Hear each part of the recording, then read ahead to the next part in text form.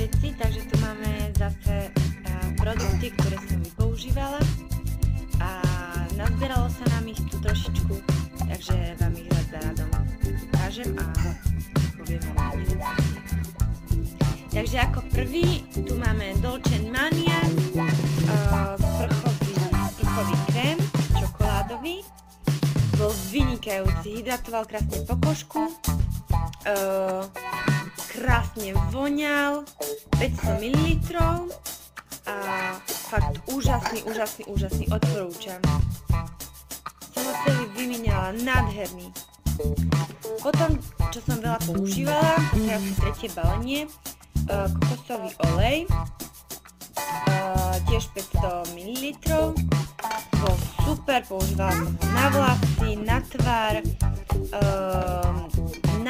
k vareniu, vynikajúci od značky KTC, odporúčam. Objednala som ho z internetu. Ďalej tu máme odličovaciu myslenú vodu Nixte, bola vynikajúca, voňala po rúžiach, krásne vyčistila pleť, je to 200 ml a je určená na citlivú pleť. Potom ďalej tu máme šampón kokosový s kakaom na suché vlasy z Herboristerie.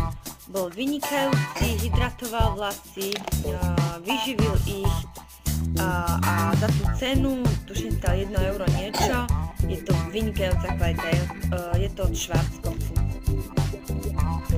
Potom tu máme ďalší produkt, je to make-up od Oriflame, Everlasting, 30 ml, píše sa tu aj takýto odtieň, ale bol fajn tento make-up, aj keď som ho nedopoužívala úplne celý, používala som ho na leto, lebo bol trošku do oranžová, ale asi by som ho odporúčala, lenže nekúpim si ho určite znova.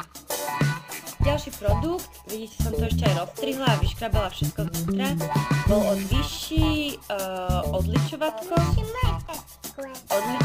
od Vichy, bolo vynikajúce, toto bolo asi druhé balenie, bez parabénov, tonizujúce, 300 ml, vynikajúce, odporúčam, určite si ho kúpim znova.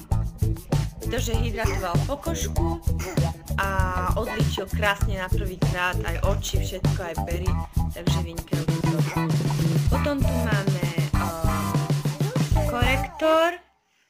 korektor Affinitone od Maybelline. Je tu ešte trochu, ale je zasušený, takže vôbec sa mi tento produkt nepáčil, pretože nekryl vôbec, zaliezal do vrások aj po prepudrovaní, takže tento produkt určite neodporúčam.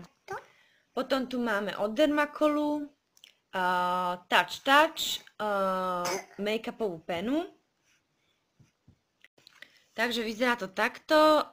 Musím ju vyhodiť, lebo je už vyschnutá, ale bola celkom fajn. Až na to, že ako počasie vyschla, tak začala liesť do vrások a pod oči sa vôbec nedala použiť. Takže neviem, no nekúpila by som si už znova tento produkt, ale nebol najhorší. Potom nevedela som, či to sem dať alebo nie, ale tak aj o intimnú časť tela sa treba starať. Mala som tu od Oriflame Feminele Soothing Intimate Cream.